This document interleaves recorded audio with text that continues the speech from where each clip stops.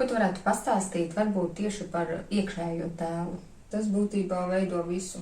Veido visas attieksmes uz situācijām, veido raksturu. Tās ir īpašības, kas cilvēkam ir, un viņš piesaista sev arī tādus notikumus, kas ir atbilstoši viņa iekšējām sajūtām.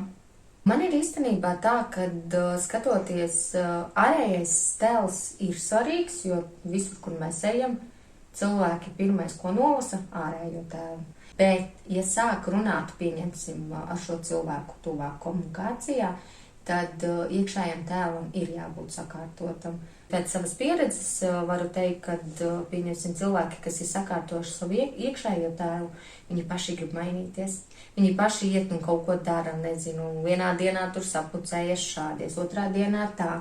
Ka viņiem ir pilnībā savādākā pasaule. Un, jā, man tāds viens radinieks, kuram bija arī nesakārtota vide, iekšējās sajūtas, tieši ar tēti problēmas bija.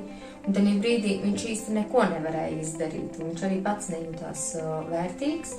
Bet tad, kad viņš sakārtoja šo iekšējo tēlu ar šo problēmu, kas saistībā ar tēvu, viņš uzreiz izmainījās. Viņš uzreiz sāka pat arī papildus darbus strādāt. Viņam bija tāds stimuls iekšēji, kā arī viņš sāka savu ārējo tēlu kopt.